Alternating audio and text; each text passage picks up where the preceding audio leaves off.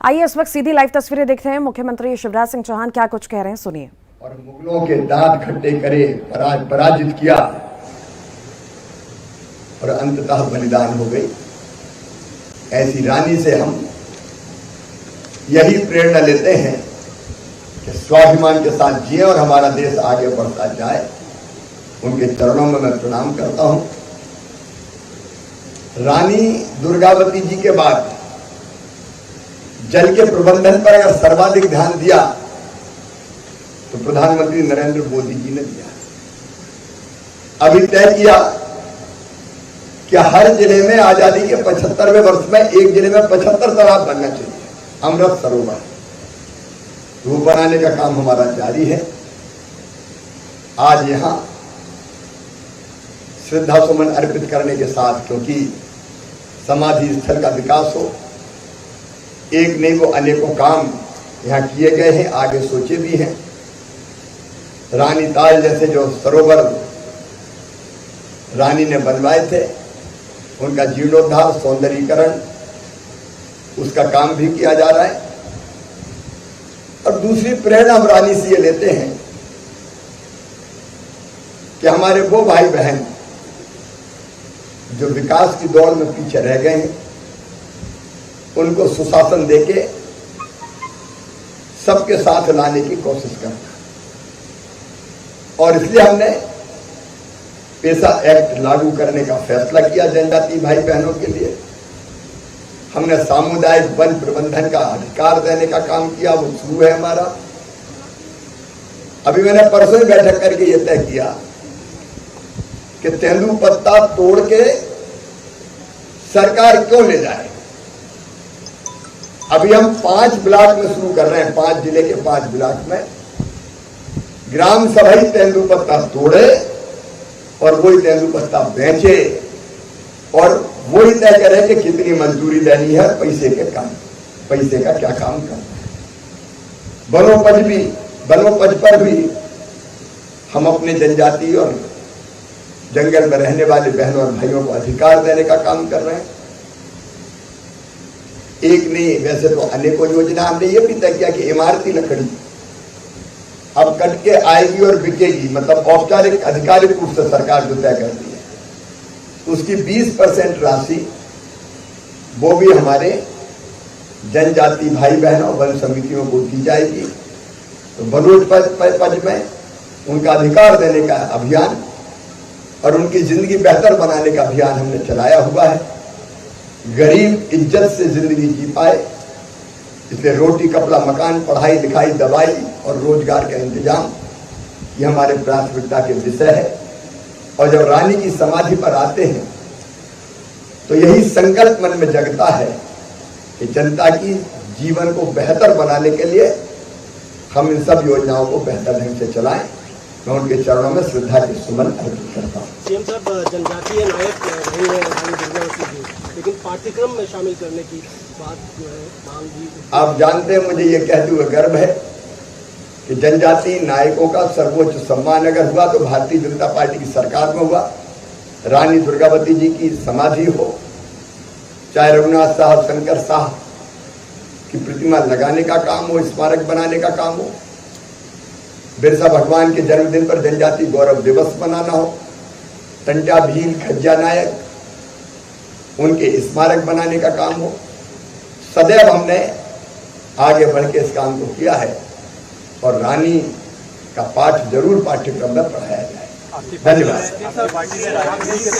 Sir, Kamal Nath ने campaign आज से शुरू कर दिया। आज यहाँ कमलनाथ की कैंपेन का क्या करेंगे? रानी दुर्गावती की जय बोले। मुझे ये प्रसन्नता है कि मैं भी दिल्ली से आ रहा हूँ, और दिल्ली से इसलिए आ रहा हूँ कि द्रौपदी मुर्मू, श्रीमती द्रौपदी मुर्मू जी जो आदिवासी समाज से ही आती है, हालांकि ये बात सच है कि राष्ट्रपति पद परे होता है, लेकिन एक ऐसी शिक्षिका जिन्होंने जब उनको राज्यपाल की पेंशन मिली तो बच्चों को स्कूल बनवा दिया। पहले शिक्षिका थी, फिर पार्षद बनी, फिर विधायक बनी, फिर मंत्री बनी, फिर गवर्नर बनी, और हर एक जिम्मेदारी उन्होंने बड़ी प्रामाणिकता के साथ संभाल कर अपनी दक्षता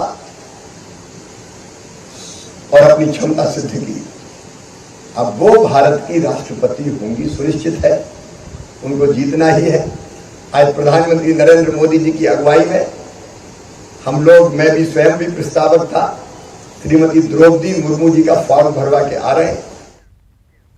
और अब बात शहर के संग्राम की। निकाय के रण में तूफानी प्रचार चल रहा है। आज भोपाल में सीएम का road show, Jan Ashirwad rally में शामिल होंगे। बीजेपी प्रत्याशियों के समर्थन में रोड शो करने जा रहे हैं मुख्यमंत्री शिवराज सिंह चौहान। जन आशीर्वाद रैली में शामिल होंगे मुख्यमंत्री। इस वक्त की बड़ी खबर आपको बता रहे हैं, निकाय के रण में सीएम भी हैं और जन आशीर्वाद रैली करने जा रहे हैं। निकाय के रण में सीएम का तूफानी प्रचार होने जा रहा है। भोपाल में सीएम का रोड शो होगा। जन आशीर्वाद रैली में मुख्यमंत्री शामिल होंगे।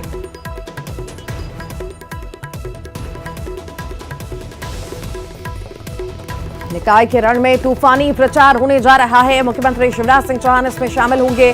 सीएम का रोड शो होगा।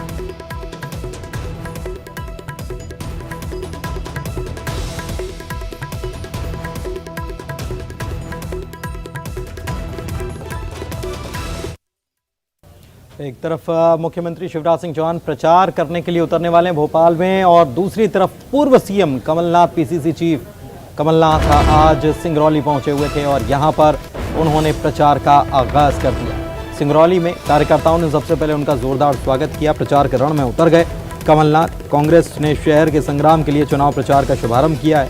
मीडिया से बात करते हुए कमलनाथ ने महाराष्ट्र के सियासी संकट पर भी कहा है कि हमारे सभी विधायक वहां सुरक्षित हैं। मैं जब मुंबई गया था तो वहां सभी विधायकों से मिला, सभी पार्टी के साथ मुस्तैदी से डटे हुए हैं।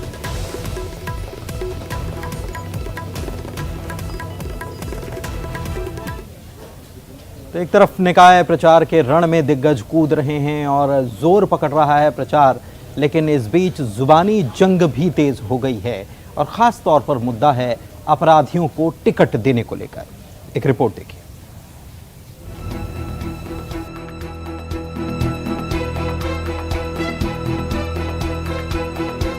सियासत और अपराध का पुराना नाता रहा है। पहले सियासत को अपराधियों को चोर दरवाजे से मदद देते थे और फिर सत्ता की मलाई में हिस्सेदारी का फायदा उठाते थे, और अब सीधे सियासत में टक्कर देते हैं। सत्ता की मलाई भी सीधे ही खाते हैं। ये मुद्दा आजकल प्रदेश की सियासत में जोर पकड़ने लगा है। कांग्रेस ने बीजेपी पर गंभीर आरोप लगाते हुए अपराधियों को टिकट देने का आरोप लगाया है। अपराधी छवि के लोगों को उम्मीदवार भी बनाया है। अगर हम बात करें इंदौर, तो वार्ड 50 से राजू जैन पर 6 करोड़ की ठगी के मामले में रायपुर से देवेंद्र नगर थाने में 420 का प्रकरण दर्ज है। वार्ड 18 से मारपीट, जाकूबाजी एवं नाबालिग बच्ची से बलात्कार के आरोपी विजय परमार की पत्नी सोनाली विजय परमार को उम्मीदवार बनाया गया है। इसके फोटो इंदौर के थानों में लगे हुए हैं। तो बीजेपी ने पलटवार करने में देर नहीं की। रजनीश अग्रवाल ने हमला करते हुए अतीत और वर्तमान को याद दिलाया। भारतीय जनता पार्टी नेतृत्व को साधुवाद धन्यवाद की राजनीति में अपराधीकरण रोकने का न केवल प्रयास किया, बल्कि पार्षद जैसे प्रत्याशियों को भी अगर कोई गलती से टिकट दे दिया गया को तो भी उसको बदलने का काम किया। कांग्रेस तो अतीत से लेकर वर्तमान तक अपराधों में डूबी हुई है, जिसके राष्ट्रीय अध्यक्ष जमानत पर हों, जिसके प्रदेश अध्यक्ष पर गंभीर आरोप हों, जिनके नेताओं पर गंभीर आरोप हों, वो जब ऐसी बातें करते हैं तो लगता है 100 चूहे खा के कांग्रेस हज को चली। दरअसल निकाय चुनाव में टिकट बंटवारे के बाद आपराधिक पृष्ठभूमि से जुड़े लोगों के टिकट देने की भनक लगने के बाद खुद मुख्यमंत्री शिवराज सिंह चौहान ने नाराजगी जताई, जिसके बाद संगठन के कई जगह पर टिकट बदले गए। इंदौर में भाजपा ने युवराज उस्ताद की पत्नी स्वाति काशिद का टिकट बदला। वहीं भोपाल में पार्टी ने नरेला विधानसभा क्षेत्र के 2 दागियों के टिकट को काटा। लेकिन बीजेपी के इस एक्शन के बाद भी कांग्रेस का आरोप है कि भाजपा से टिकट लेकर कई अपराधी चुनाव मैदान में हैं। जो बाहुबल का इस्तेमाल कर चुनाव को प्रभावित करेंगे। कांग्रेस अब इस पूरे मामले को लेकर राज्य निर्वाचन आयोग में शिकायत करने की तैयारी में है। अनुराग श्रीवास्तव, भोपाल, न्यूज़ 18 मध्य प्रदेश, छत्तीसगढ़।